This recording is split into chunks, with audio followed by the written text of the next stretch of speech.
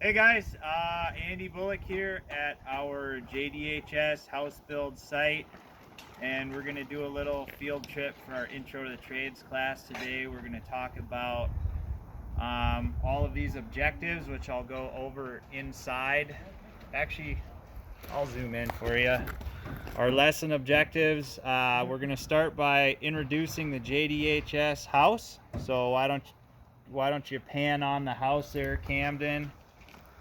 So we are actually in the process of building a house with students. Show our good buddy Callahan over there wearing his mask, and then do a little selfie. There we go.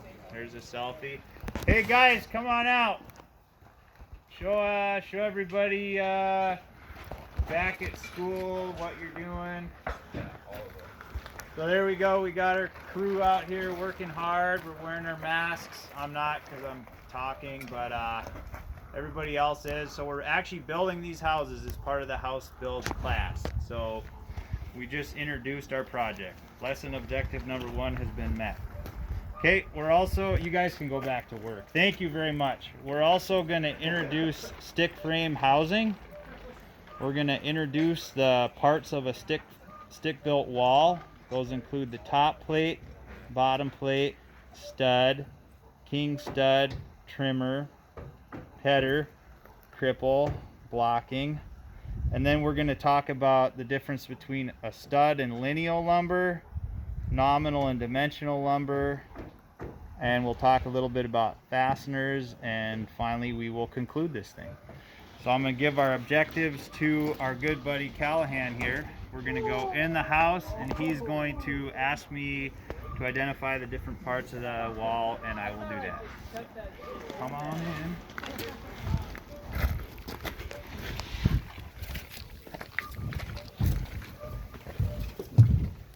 Actually, I can let's come on in this room right over here. All right, so we're in the house. Can you see us all right, even though it's, yeah, that's pretty good, huh? We're in the house. So our students last year built the house, and we're going to finish it out this year. So we obviously don't have sheetrock on the walls, so it's a perfect time to show you all the happenings behind the sheetrock. So we're going to get started right now. All right. So which part of the wall is the top plate? Okay, good question. So there's 2 top plates, and they're right up here. The top plates actually lap in the corners, but there's 2 top plates, and the reason there's 2 is so they lap like this where there's a corner. So that's a top plate. All right, what's the bottom plate? Okay, this is a really tricky one. Where's the bottom plate? The bottom plate's right down here, and the bottom plate gets fastened into the rim joist and the subfloor. The bottom plate's down here. It runs along the whole perimeter of the house. And when you guys install your trim later on in your sheetrock, it gives you a nice nailing base for those things. All right, so what's a stud? Stud, okay, well the obvious answer would be Callahan. Pan over to this studly young man, okay? But the tricky part of it is, it's in the case of building, the stud is this member right here.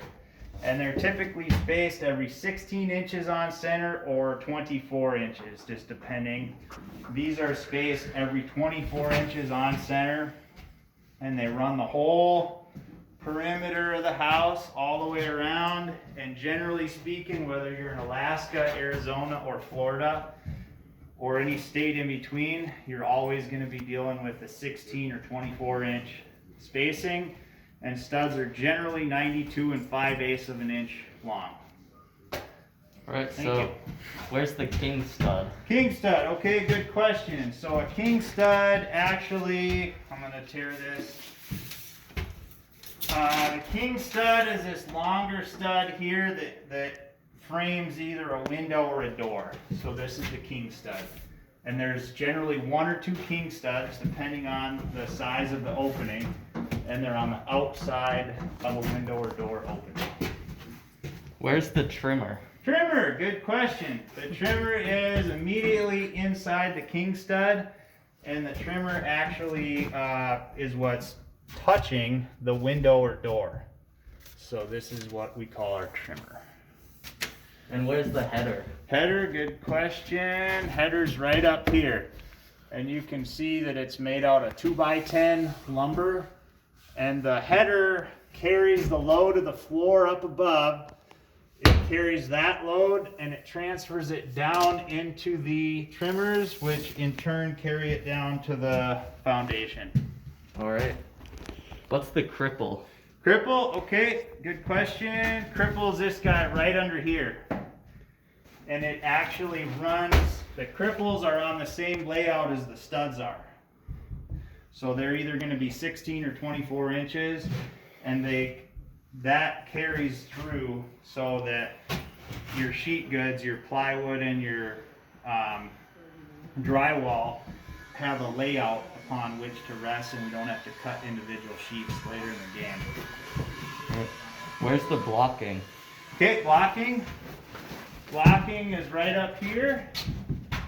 And the blocking is applied where you have a horizontal seam in your plywood. And you can actually see a different color plywood. Behind the blocking there's a horizontal seam, so we apply this for backing and strength. All right. Could you tell us the difference between a stud and lineal lumber? Yep, okay, so a stud, like we talked about, are these members that just make up the structure of the wall. And typically with the lineal lumber, it comes in different lengths, 12, 16, 18, 20 feet.